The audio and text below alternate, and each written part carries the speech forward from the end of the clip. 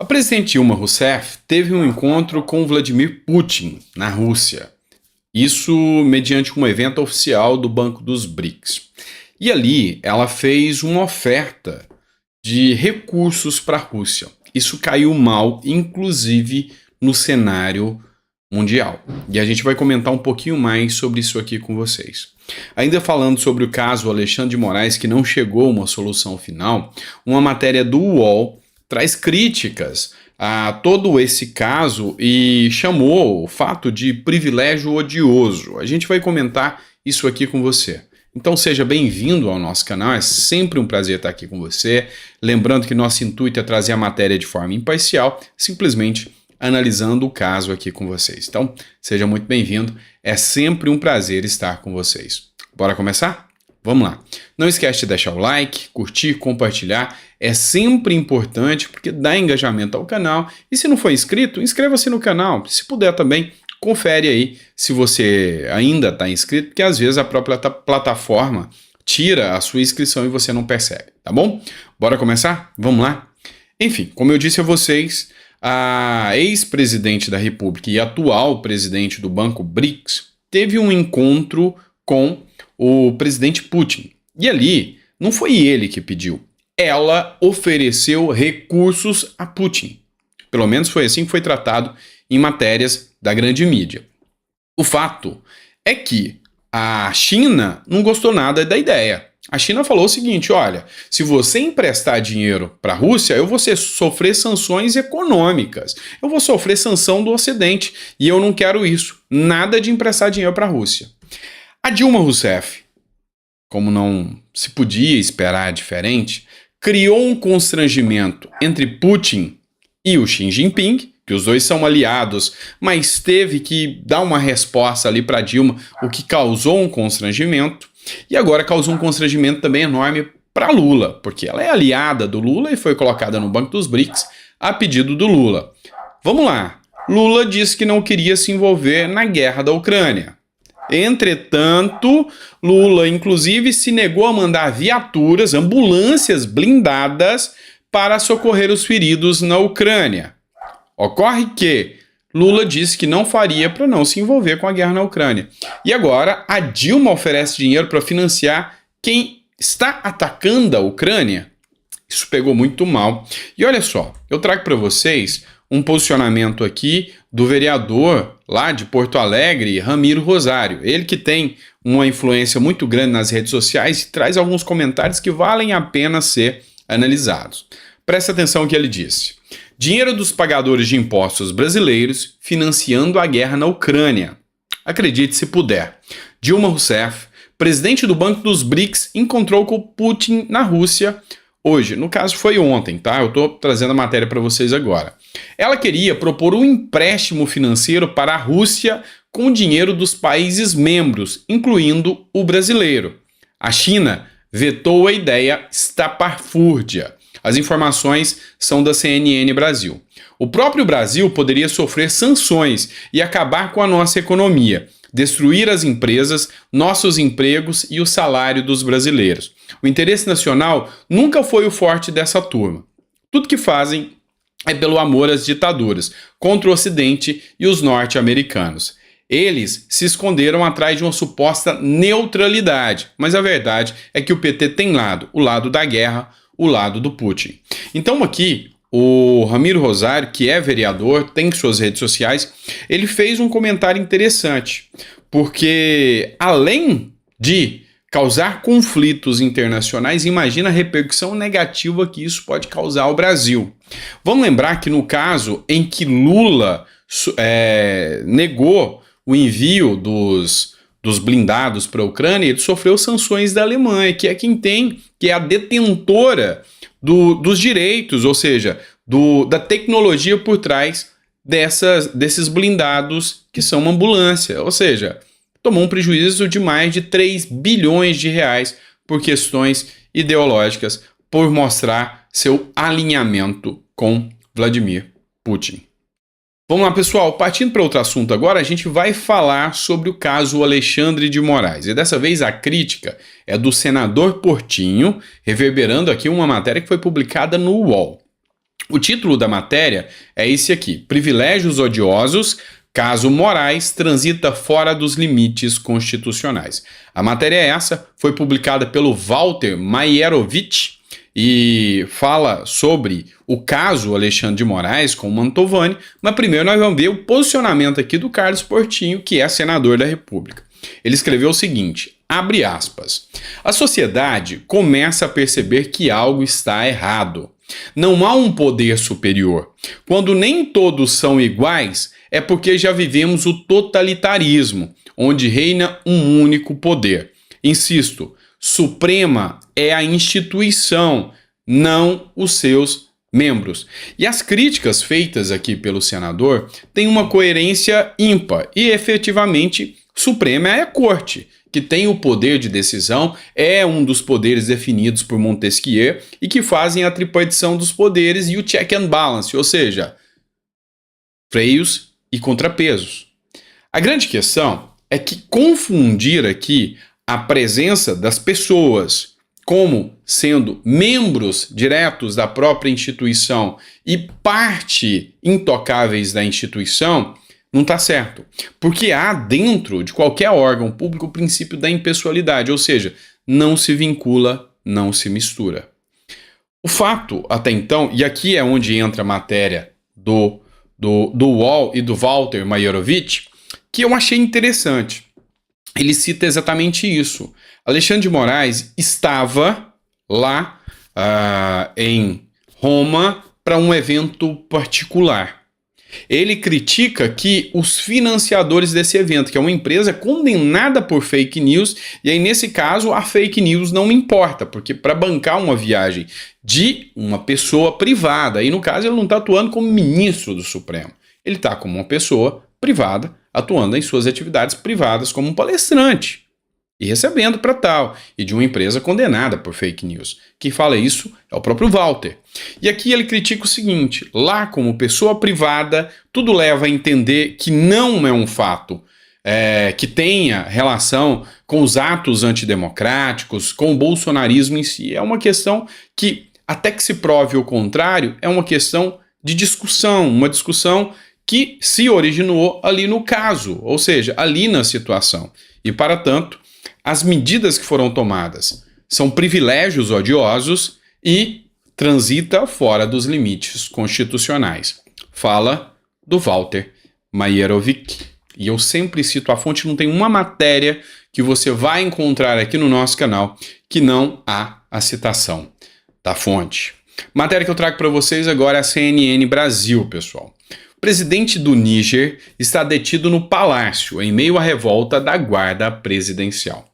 Primeira coisa que você precisa entender, o Níger e Nigéria há uma confusão muito grande, tá? Embora sejam dois países existentes na África, são países distintos. Nigéria é um país, o Níger é outro país. O Níger é um país semipresidencialista, ou seja, tem a figura central do presidente, mas o parlamento tem muitos poderes lá dentro. E o presidente foi eleito em 2021, é um presidente que não há maiores informações sobre o espectro político, se de direita ou de esquerda. Fiz uma pesquisa sobre o presidente, não há nenhum caso especificando o posicionamento político. O fato é que o Níger é um país que enfrenta dificuldades precárias gigantescas. É um país bem pobre financeiramente e que passa por muitas dificuldades, assim como vários países subdesenvolvidos. E aí o que chama atenção agora, e a fonte da matéria é CNN Brasil, eu sempre cito a fonte CNN Brasil. O presidente do Níger está detido no palácio em meio à reviravolta ou revolta da guarda presidencial. O que aconteceu? Já tentaram, isso em 2021, dar um golpe de Estado lá. A guarda presidencial tentou e não conseguiu. Só que dessa vez agora, a guarda presidencial mantém o presidente e toda a sua família preso dentro do palácio. E aí, eles alegam que enquanto ele não renunciar, eles não vão soltá-lo. Até então, eles afirmam que ele está bem, a integridade física dele e da família dele estão garantidas. O exército ainda está numa situação um tanto quanto complicada, porque o Exército diz que a guarda municipal a guarda presidencial tenta dar um golpe em relação ao presidente do Níger. Só que parte do Exército não quer agir. Uma parte diz, vou colocar aqui na imagem para que vocês vejam, esse é o presidente do Níger, tá? Mohamed Bazoum, tá? Mohamed Bazoum, presidente do Níger, e o exército do Níger está na dúvida se ele vai atuar, se não vai atuar, então há grande risco dele ser deposto forçadamente ou até a própria integridade física dele estar em risco. E isso aí é matéria internacional, mas eu achei muito relevante, porque há muito tempo a oposição vem tentando tomar o poder lá no Níger. E ele vem argumentando que vem sendo vítima de golpe, tentativa de golpe, que as ações que ele vem fazendo é antidemocrática, e agora a própria guarda que faz a segurança dele resolve fazer essa tentativa aí e o mantém em cárcere dentro do próprio palácio. Bora lá. Vamos falar então de inelegibilidade de Jair Bolsonaro e uma nova matéria publicada 2 dias atrás pelo jornal O Tempo. Eu sempre cito a fonte, jornal O Tempo. E essa matéria aqui causa uma certa preocupação. Após tornarem Bolsonaro inelegível, 3 ministros do TSE dividiram voo com o ministro Haddad. Entre os magistrados estão Alexandre de Moraes, Floriano Marques e André Tavares. Os 3 voltaram com o ex-presidente. Olha só, o que é o grande ponto aqui que a gente há de discutir? No dia 30 de junho de 2023, houve a inelegibilidade de Bolsonaro por decisões do TSE. E a Folha de São Paulo, na semana passada, ela fez uma matéria denúncia, onde ela falava que vários ministros utilizavam os aviões da FAB a seu benefício pessoal e utilizavam também como carona para membros de suas famílias, políticos e ministros do Supremo e inclusive do próprio TSE.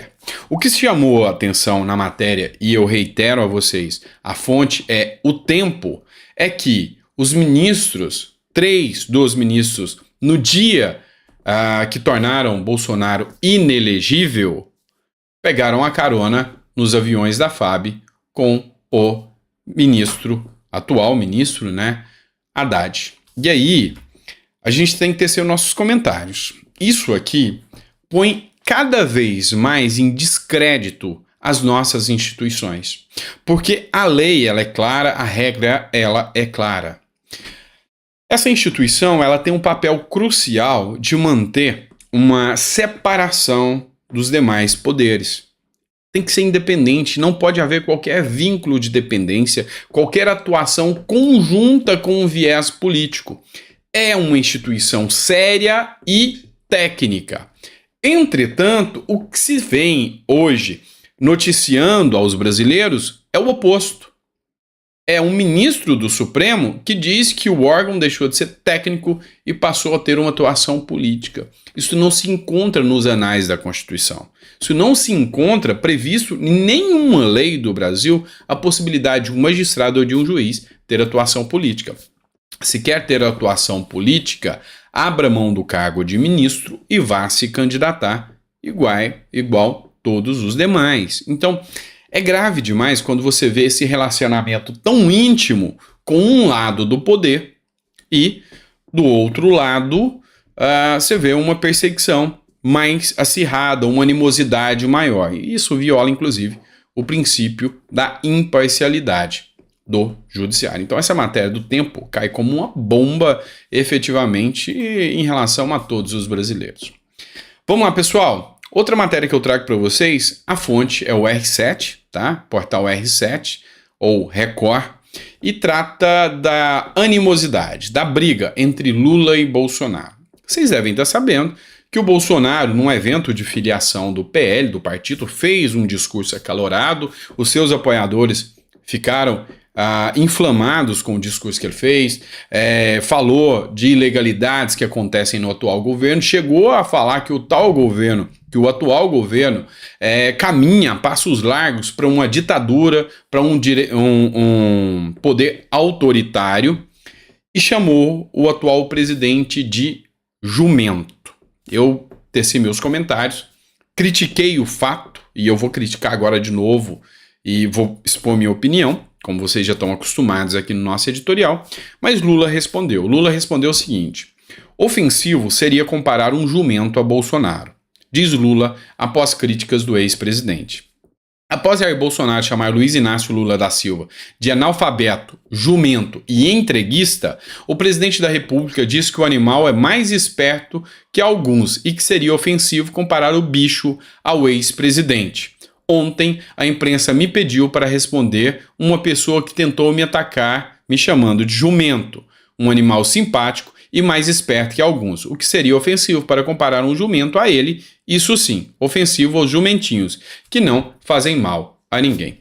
E aqui é aquela boa e velha discussão do Twitter, né? Aí já tem apoiador do Bolsonaro dizendo que Bolsonaro ofendeu os jumentos a chamar o Lula de jumento.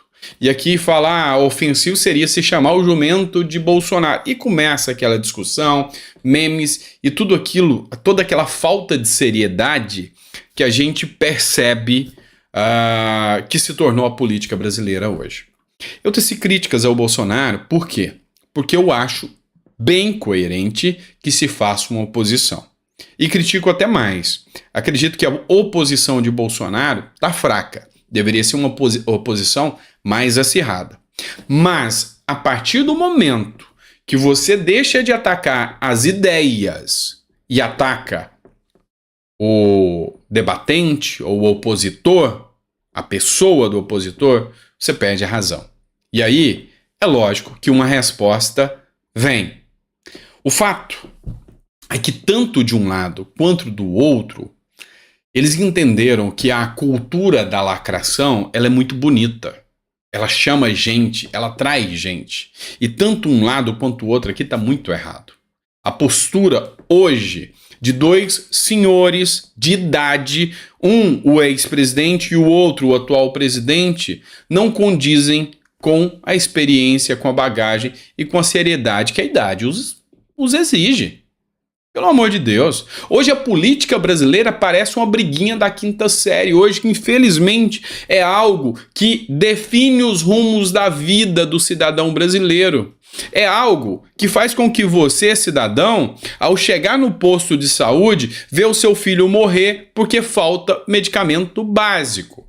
E isso aqui, quem deveria ter a moral e a retitude de resolver seriam os políticos. Mas hoje, infelizmente, os políticos preferem entrar em bolhas de lacração e ficar ofendendo um ao outro.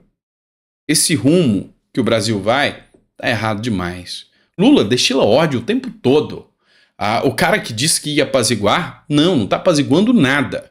O Supremo, como eu já citei, fazendo pontos polêmicos, um poder que deveria ficar totalmente